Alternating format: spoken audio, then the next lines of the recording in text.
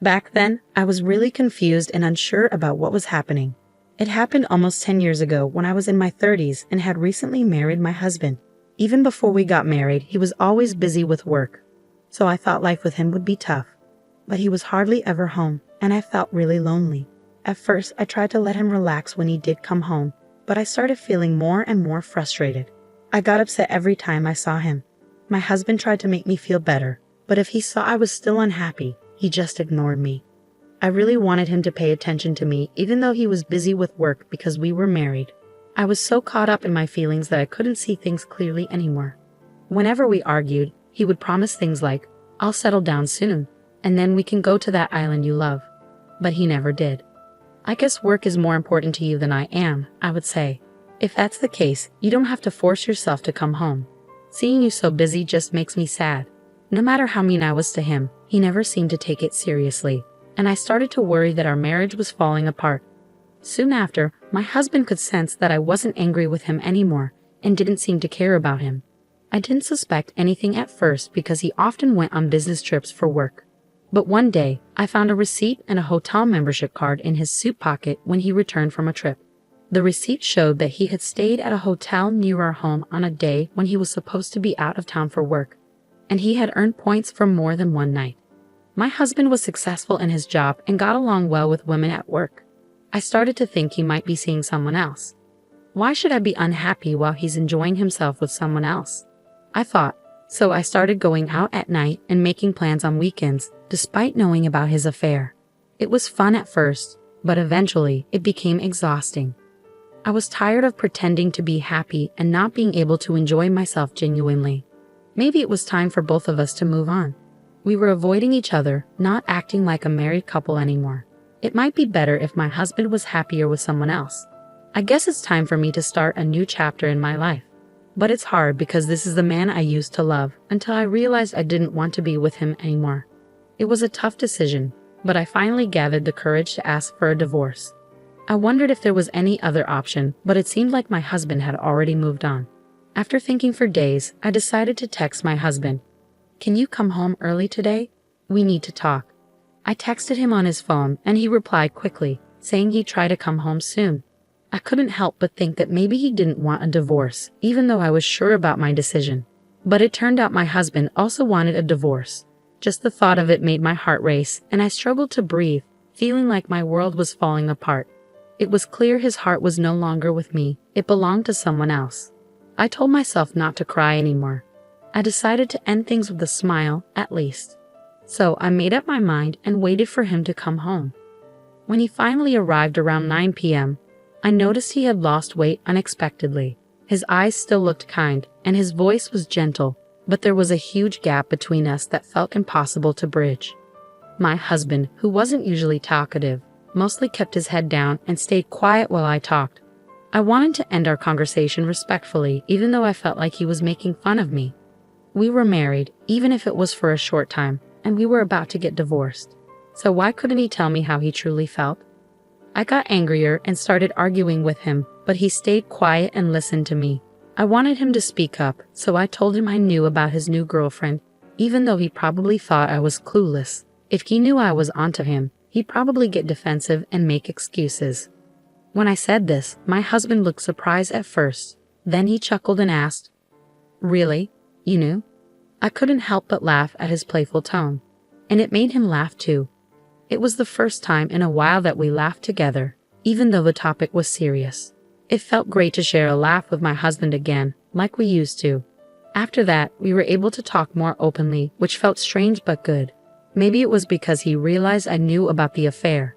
He seemed more alive, and he suggested we stop fighting. "I don't want to leave you because I don't like you," he said. My husband agreed to my suggestion, and we decided to tidy up our room and sort out our things so we could leave whenever we wanted. These were all special memories, but I wanted to keep them hidden for a while. My husband usually held onto things for a long time, but today he didn't hesitate to let them go. "Take whatever you want, it's all my fault, so this is my way of making up for it," he said. As we cleaned up and only had each other's belongings left, I saw tears in my husband's eyes. Did he feel sad as we tidied up? It seemed so, and I felt the same way. "You still have time to think about it, right?" Let's take it one step at a time, I suggested. After finishing the cleanup, I took a break for the rest of the day and had a bath to relax. Even though I could ask for compensation from my unfaithful husband, it was clear our relationship was over. Plus, I didn't want to ruin my memories of him any further. As I got ready for bed after my bath, my husband came into the bedroom. He climbed into bed and gently pulled me into his arms. "Hey, this is strange and I feel sorry for your girlfriend," I said. My husband whispered, "Just one more time, I want to be with you." I felt tense. He hugged me, trembling. "Are you crying?" I asked, but he didn't answer. I noticed he felt lighter and thinner as I touched his back. "Are you okay? You seem to have lost weight," I said. His shaking stopped. "I've been trying to lose weight," he said, pulling away. "Okay, is there anything else? Are you sure you're okay?" It had been a while since I'd touched him, and I was surprised by how different he looked. My husband used to be muscular, but now he was slimmer. He said, "She likes me like this." I felt sad again. If he's doing it for her, why doesn't he just forget about me? I thought. I said something sarcastic that I regretted. "You're still the same. I like that about you. I hope you have a happy life from tomorrow. I'll pray for you wherever you are," my husband said, then started snoring. He always did things in his own way. "I hope so too," I whispered to him. I overslept the next day because I stayed up late cleaning the room. When I woke up, my husband was gone from bed. I found an envelope on the table in the living room. Inside were documents related to our shared property and a bank book with a lot of money in my name. There were also divorce papers. My husband's part was already filled out, so all I had to do was sign mine. Panicked, I tried calling him, but his phone was disconnected. I asked his family and friends about him, but nobody knew where he was. I even contacted his company and found out he had quit a few months ago, which surprised me considering how dedicated he was to his work. It's puzzling why my husband went to such lengths instead of simply leaving if he found someone else. And why is everyone keeping quiet? I'm growing suspicious of people, and not being able to contact my husband is taking a toll on my mental health. My husband had arranged compensation for me, and now that I'm free, I decided to spend some time in a place I love. We reached a remote island, which took nearly a day to get to from the mainland. It was sparsely populated, with about 3,000 residents. I had been there once with my husband and fell in love with its natural beauty and slow pace. He had promised we'd return once he finished his work. I miss him, but maybe what I need now is the peace and quiet of this place. I quit my job and moved to the island a few months later, renting out my house. It was a risky decision, but I couldn't stay in that house with so many memories. I'm not sure how my husband paid off the mortgage, but I know he worked hard. I didn't want to disregard all the effort my husband put in, so I felt hesitant to just move on without understanding everything. There were so many oddities, but I couldn't ask my husband anymore. I decided to spend time on a serene island, unwinding and letting myself relax. I gradually adjusted to island life and got to know my neighbors. Although I had enough resources to live comfortably without working, I found that doing nothing made me feel even more down. So I started helping out, assisting the elderly residents with their needs. At first, I was seen as an outsider, but as I got more involved, I was relieved to be accepted as part of the community. While settling into my routine, I found out from a colleague that a new resident had arrived from the mainland for medical treatment. He had fallen ill and chose our island as his final stop because there were no medical facilities available. Moving to an island without medical support is challenging unless you're well prepared. The thought of taking charge was daunting, especially when the new resident requested a visit and I was the only one available. Feeling anxious about his health, I headed to his house. It sat atop a hill with a stunning ocean view. Though renovated, it was basic, barely shielding from the elements. I questioned if this was the best place for him to spend his last days. Nervously, I rang the doorbell. "Come in," a weak voice called out. I entered, finding him by the window. Sunbeams dancing around him. His face was obscured by the backlight, making it hard to see. "Nice to meet you," I began, but as he turned towards me, I froze. It was my husband, or rather, my ex-husband. We were both stunned into silence, just staring at each other. Finally, he spoke, a mischievous smile on his face. "You found me," he said. I was so confused by his presence, given what I'd heard at work, that I could barely form words. My husband took my hand and guided me to sit beside him, holding it until I calmed down. I couldn't find the words to say, and as I sat there was a knock at the door. Wiping my tears, I opened it to find an elderly man standing there. He seemed taken aback by my tear-streaked face, but entered and sat beside my husband. "How are you today?" he asked softly. My husband replied that everything was fine and started chatting with him. The elderly man was likely the island's only doctor. I recalled my colleagues mentioning that there were no hospital facilities on the island, making the clinic nurse and doctor crucial. It seemed my husband had come to spend his final days here. Though it was his choice, I listened closely to their conversation, wondering if there was anything I could do to help. After about 10 minutes, the doctor left. I couldn't resist and followed him out. My flustered appearance seemed to surprise him again, but when I explained our relationship, he seemed to understand. I pressed the doctor for details about my husband's condition and treatment options, but he refused, saying I can't disclose that without his permission. Perhaps out of sympathy, he added, he won't be able to walk on his own soon. It would be a shame for him to be alone in his final days, so please be there for him. I was stunned. Returning to the house with a heavy heart, I found my husband waiting for me. He seemed to have expected my conversation with the doctor and greeted me with a smile. "You're back." Unable to bear being apart from him, I asked to spend the night. My husband's house was bare, with just a few belongings and futons. It was the first time we slept together since discussing divorce. As we lay under the covers, we shared how we ended up here. Although I wanted to ask about his illness, I decided it wasn't the right time for difficult discussions. So we reminisced instead. My emotions about his relationship with her also played a role in my decision. I couldn't help but wonder if he had brought her to the island before I asked to stay. But he just laughed it off and avoided the question. His silence hinted at a somber truth. I didn't want to upset him further by pressing for answers. The next day, I informed my employer about the situation and decided to take some time off. I wanted to cherish whatever time my husband had left. I pushed him around the island in a wheelchair since he couldn't walk far. There were places I remembered from my previous visit, places and sights I wanted him to see. Being together like that felt satisfying for the first time. I wish we had been open with each other during our marriage, even after our divorce. I found that my feelings for him had grown stronger, but it was too late to act on them. Telling him would only confuse him. So I decided to stay by his side like a friend. Though there were some good moments, his illness was gradually wearing him down. His strength dwindled to the point where he couldn't go out or even take short walks. Simple tasks became a challenge and he started dozing off more frequently. The doctor visited daily, providing some relief from his pain. It was hard to accept that he would leave me so soon.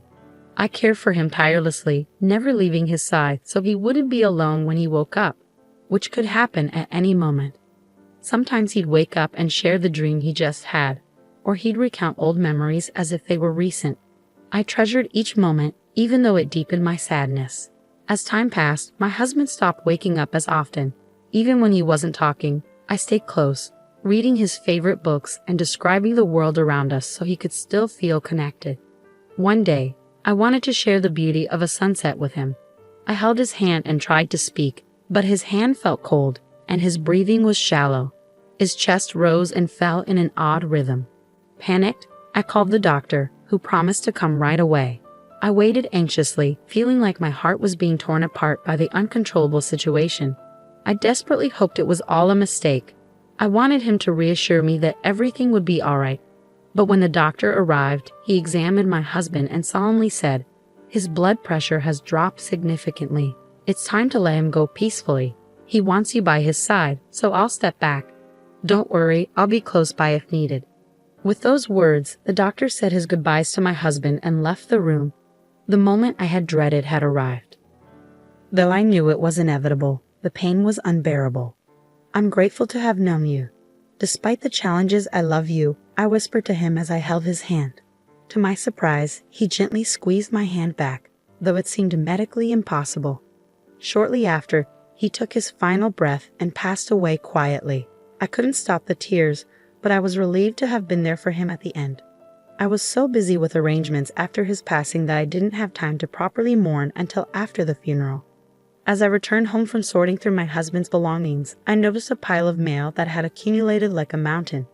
Going through them one by one, I was struck by the familiar handwriting on the envelopes. It turned out my husband had written dozens of letters. I couldn't help but feel a pang of nostalgia as I read through them. His letters began on the day we reunited. He had moved here in the hopes of finding me, but I don't think he expected to actually succeed. He couldn't help but feel surprised and delighted.